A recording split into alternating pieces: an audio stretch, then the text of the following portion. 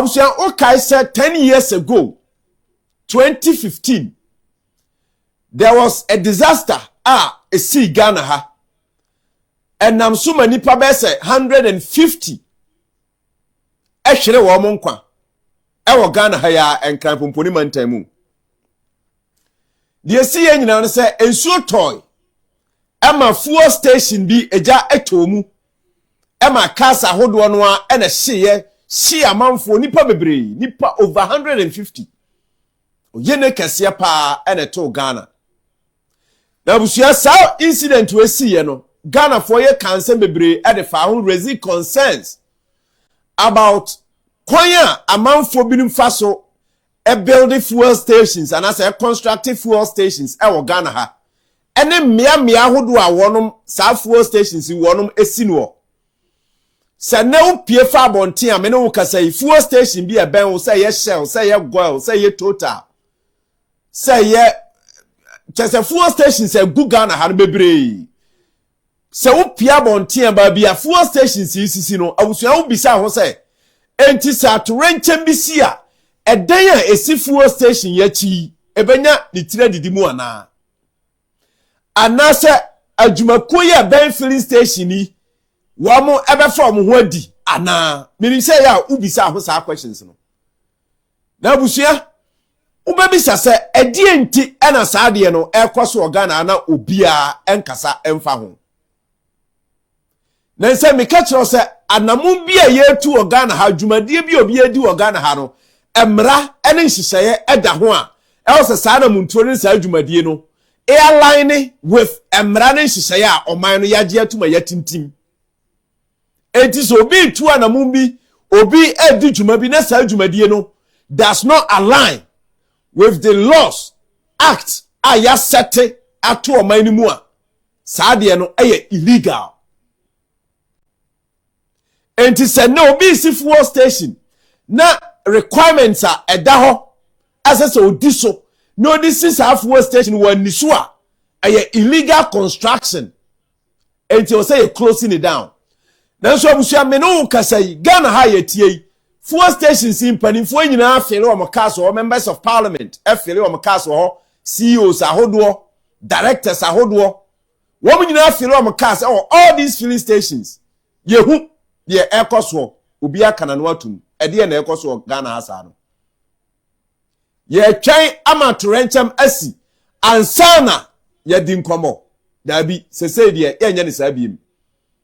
ye benum suo atwen ope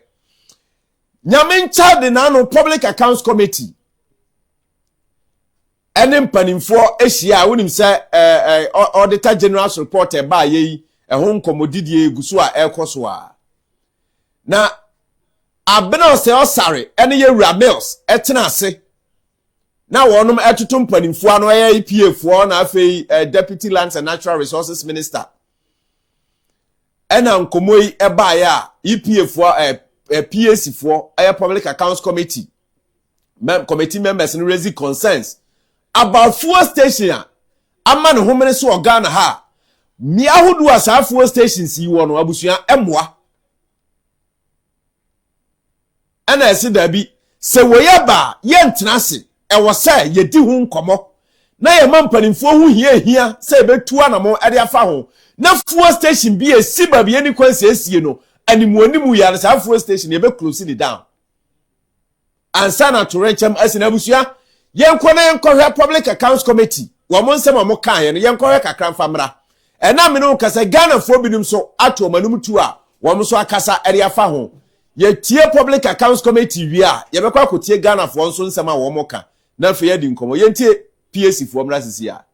cited, and we are on the trail to close many of them down. Honorable Minister, it is not the community going to catch up with, but these are new filling stations and new gas stations being constructed in the heart of very thick residential areas, and it's a bit scary. Do you have reps in all the districts? Yeah. Okay. So let's admit that this is a very strong observation you have made, and it came up in one of our discussions when the Minister for Lands and Natural Resources was asked to have an oversight responsibility, and we had an engagement with them. This issue came up. And on record, we've seen a lot of filling stations springing up over the last 1.5 years. I mean, especially between 2023 to 2024. And some of the places where they are sited, honestly, are risk-prone areas. And so it's something that the minister is taking up, and to ensure that those that are supposed to be closed down are closed down to avoid any disaster that is likely to occur. And so we have taken on board your suggestion, and sooner or later, the ministry will be working with this agency to bring sanity to this area. Thank you. And Honorable Minister, and I also think that you should look at your permit regime, because when you ask them, they tell you they have permits from EPA. And I ask myself, how were they able to acquire these permits when they are in the hearts of residential areas? So I'll plead with you to ask EPA to also go through the rightful process in giving out permits. Because if you go ahead and give me permits, and I invest so much in putting up a filling station or a gas station, and later you come back to revoke, then one may ask, what made you give it to me in the first place? So I'll ask that EPA also follows due process and make sure before they grant these permits, they do all the necessary checks. Thank you very much. Well noted. And let me also use this opportunity to appeal to all of us Ghanaians to also be mindful of the fact that when these filling stations are sited at wrong places, the risk is on all of us. And we're also told somewhere along the line that there's always pressure on these officers from big men, I don't want to be specific, okay, who even threatens them. And at the end of the day, they are compelled, more or less under some duress, to, or let me say, under undue influence, to give out these licenses when indeed, if they were to do it on their own, they wouldn't do it. And so on behalf of the minister, I want to use this platform and on behalf of the agency to appeal to all those who want to do business in these areas to be mindful of the fact that if you use any undue process to get it, you are only posing a risk to all of us. And so when the officers are telling you that it is not possible to cite it here, please let's adhere to that. Because at the end of the day, it is not just the officers alone and you, the person who is pushing them alone, but the general public suffers it, and the country sometimes will lose money as a result of that. So we are making an appeal, especially to politicians. Because if you check the records of all those that have been cited over the years, many of them, we are behind them. All right, Enti, now before Public Accounts Committee, and Koma a course no about filling stations are a man for a constructed Ghana ha. Now we see baby a woman AC filling stations we hua saturation bisia yan sheya na yan tia sempa my way. Now we see Ghana for being so akasa e dey afasa ansem we be pesa ye hwe no so taw na ye ba uransem na yahwe before obi be constructed filling station nhyehyɛ a ɛda hɔ kwan a sɛ ofa so ansa na constructed sa filling station no ɛno nso yɛahwɛ sa nhyehyɛ no ɛne regulatory bodies ahodo a ɛwɔ hɔ a ɛwɔ so mo making sure say obi si filling station a ɔbɛfa kwan pa so no wasi no yɛbɛhwɛ sa bodies no nso a wɔ mutimi tenase ɛma amanfo si filling station wɔ market wɔ schools wɔ densely populated areas of Ghana ha no ma obi anka ɔmo hwɛ no yɛhwɛ Ghana fo bi nso wɔn nsɛm a wɔn ka emra sisi a apartment hyehyɛ papa no ɔmo de abɛkɔ isan sɛ filling station sɛ ɛwɔ kurom a na sɛ yɛn gya tɔ hɔ a japade bibiri bɛ sɛ nipa koraa bibiri bɛ wu because filling station mmienu bi wɔ ha say high chances won pimfin this say jato ha best spread akọ another filling station no ma mo ye adwuma ho and station cars bibiri japade bibiri be say nti me fa na parliament e ka no so kra meka aturo mo say adwena be dia ma ya adwuma party asoma maka no mo mfa nya adwuma so mo nya dwutumi wi a filling station e wo kro mu nyina no mo mfa nya adwuma no nyina nye den emfi wo say dey be ya BBC a nipa bibiri enwu ana japade bibiri ense na ban ensa nyere ensa mo boka sisi anamoma parliament etu na ye anamon papa ebetimi aboa timanfo ne ya saa no manoma we bi ben ye enyina because asichere ne say sisi ise atoranche bi esi a ebe feti nipa a ye ben ena bi kura ohwe nipa ba akopɛ ehwere a bia abusuamu ni nyina nipa ni nyina ni da so ne say nipa no tikakra mesere ne say nka parliament etu ho na mo ye opinion leaders ni nyina mfa omu hye na timamfo ye fa omu hye ni ye na ye ntimi tu sa no ma ni nyina so na ntimi mu aye nyina eja babi e wo no ese etimi ifi wo no ese ben ese maybe et wo no si ya na di hu bibi sei atoro ntiema etoye ni ma japade bebre mu nipa a e hwere ti e best sempe fo betima e bibia omoma enkwa echi kakra mai serebe ebe boa sa atoro nchen me bi sensi ebi mu enfa mai samra na omuni so no akoye yare a etie mu ze nipa no be ye adwuma no onyanya kakra e de mapanyi bi a di ope no obeye anu na edi enya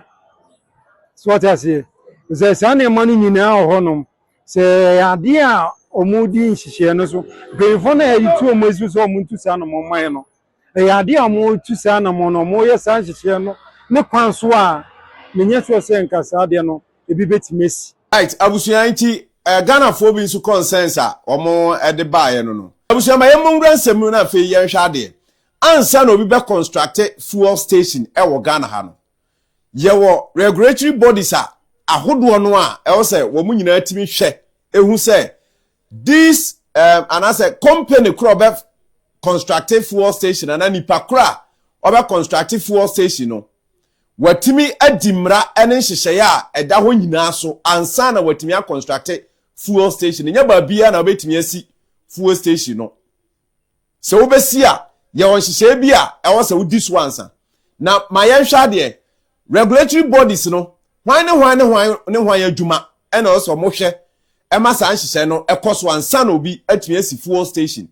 na obebisa se sa bodies no wo mo e wo Ghana ha anase a collapse because ye hu filling stations we nyina so mugu Ghana ha na se bodies we regulatory bodies we wo ha organizations we wo ha and as institutions we wo ha and as ade we koso de a ene Ghana ye wadwuma ye pa unim sanse no bi besi fuel station no NPA for National Petroleum Authority for e wo se wo mo bam yes Energy Commission for e wo se wo mo bam wo mo nyina wo Ghana ha wo mo ye adwuma Ghana National Fire Service for e wo se wo mo ye den wo mo ebam EPA for enso ho Environmental Protection Agency wo mo so e wo se wo mo bam bi Land Use and Special Planning Authority LUSPA wo mo so e so mo bam a whole lot ya boboso a bebre na busia ma menkyerɛw ade ba ko a ehu ewom nyumaku ahodo a mebuboso ya na se institutions a mebuboso we no ba ko bi wo mu a ansa no bi besi fuel station o nhyehyɛ bi wo hɔ a wo se fuel station no a yesie no empanimfo di sa nhyehyɛ no so ansa na ye the fuel station asi hɔ na ne se mebie eno so kyerɛwa me pa acho ba bia wote no it's either say ubetu afiri ho ana say ube demonstrate atia sa fuel station no ama yagu no ma menkyere wade Ghana National Fire Service wo guidelines ewo construction of fuel stations ewo Ghana ha no say and require my yankenkan a permit signed by the chief fire officer or a regional fire officer is required. certifying that fire prevention and fighting arrangements are satisfactory. Ghana National Fire Service guidelines recommend a minimum distance of 50 meters. 50 meters, 164 feet. 50 meters between a fuel station and residential properties on grounds or of fire safety. Mame sensi ha isubiem. Ghana National Fire Service guidelines recommend a minimum distance of 50 meters. Ansa na yebesi fuel station wo baabi. E wo say yehu say efia esi honom anase adwumakuo bi si honom a se bank bi si ho store dan bi mpo na si honom a before ye fuel station be si hono e wo say yehu say there's a distance of about 50 meters ansa na ya constructed fuel station. Epacho swale adaroma dome fuel station no video no ehwe ni se sia no fa cutaways no fa so na Ghana fo nhwe bi fuel station esi ho babia high sense uduru high sense babia high sense fo no wono a na wagina ho amame na ya hwe ade fuel station we gwel fuel station wo techiman kwa chire kakra bi swale adaroma kwa chire kakra bi na nhwe gwel any high sense babia esi na yemisa ho se distance that high sense any goil ewo techiman Blue East Regional Capital and Temuno eduru 50 meters said the Ghana National Fire Service wo guidelines na ekira na enti high sense nie awusua abrosan ye esi hoyi high sense for the wase no excellence boutique for na wosoro ho no and afedi empty space e wosoro me pa cho goil fuel station and a one in champion umetimi aka kira me say distance da ho no eduru 50 meters ana ye a question na me bisa o say eduru dia ene na naje na me di for enie me say I have been there afetie babia fuel station we ene high sense we abusua eho ahyepen pay me checks eho ahyepen enso yansua bibia mfrim high sense na si wey me pacho se ukon nche a se video no start here there's another building so le sign adaroma yamadum kakra na me say fa do nchire Ghana for there's another story building before the Goil filling station wo techiman this building so le obeti ejina ho adaroma sa building wey aya bank multi credit e wo techiman me pacho any Goil filling station distance edamu no untimi kan say eduru 50 meters container bi na shanchen ho and a filling station ni na wo ho no me pacho distance edawo yi eduru 50 meters e wo kromu pe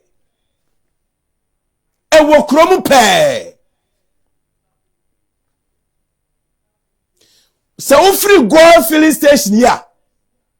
now try high sense abrosan esi ho ya total filling station also etwaso are very close right from Goil filling station after the high sense me pacho total filling station and ho no total and ho no babia total energies me pacho wo mo na ho no wo babia ka fita isi total energy total filling station na ho no me pacho any Goil na eboso pay from high sense to this filling station won't me can tell them say distance down no eduru 50 meters now so yama kwan ama these two filling stations erane afetie ne ehun say after the total energies na busia there is another story building and then see akire ho no eho sa story building no na kan na First Allied banka aguo no emu na ewo opposite pair there are several banks CBG for Omnisec Bank or NIB for me say a densely populated area afei a market and as stage filling stations way ewo there is a lorry station ewa chile pe ehɔ na amanfo fa car kotuo bodom Kintampo emia Kumasi station from Techiman to Kumasi station no hɔ na ɛwɔ market mu pe ehɔ na filling station we wɔ abusua empanimfo atena se ayedi na yɛhwɛ yɛ kyɛn ama biribi asi ansa na Ghanafoɔ yɛwo sɛ nadbofo asɔre akɔ hɔ akɔyɛ assessment ɛde nneɛma akɔ kyekyɛ asa Ghana yɛ yare asa Ghana ne abɔdam yɛ kyɛma nipa wu ansa yɛ kyɛma adehye ahwere wɔ mo nkwa ajapade asɛe ansa yakɔ no ɔman sika kakra yaboa no a nkebetumi de ayɛ mpuntudwuma no yɛ de saa sika no akɔ sɛ de konsoli amanfo ana sɛ de kɔsɔpɔte amanfo me patɔ Ghana na eduru ba bia ɛyɛ na yare ana sɛ yɛbobɔ adam enti regulatory bodies a mebobɔ so yi wɔn nya hu saa filling station we ba bia wɔ abusua na nka ɔsɛ me de shell ɛbɛkyerɛw ɛwɔ Techiman hɔ no mo a na ɛyɛ unfortunate sɛ shell video no antimi anya available anopa yi mesi ba bia shell no sie ɛyɛ close to Holy Family Hospital ɛwɔ Techiman ɛhɔ ɛna KFC foɔ nɛ wɔbɛkɔ bie wɔn annex bi wɔ hɔ anaasɛ wɔn ayi wɔ hɔ no wɔn branch bi wɔ hɔ ɛhɔ no pɛɛ na right after the Shell filling station anaasɛ ɛyɛ wɔn po deɛ minim sɛ ɛbɛduru 1 meter mpo me say amanfoɔ fence wɔ n'akyi pɛɛ ɛna amanfoɔ dan esisie Techiman zongo so asam na meka yi Techiman Holy Family roundabout wa asam na meka yi Shell filling station ɛwɔ hɔ no abusua empanimfoɔ no ɛtena se ma biribi asi ansa ya ba bɛkyerɛ sɛ we care me pa to ɛbayie anansa ya bro ɛna ye di Ghana for mente aseɛ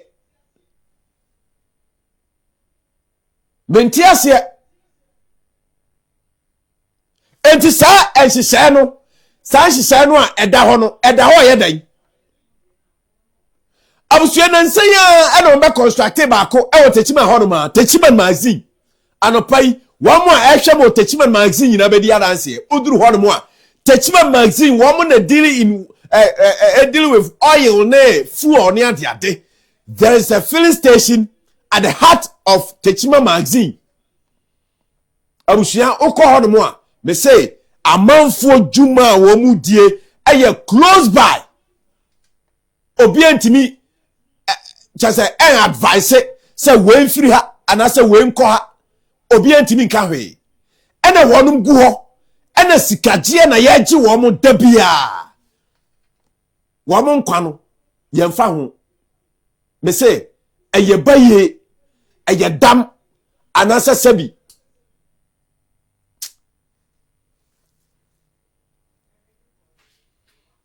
abusia ma yɛmfa course no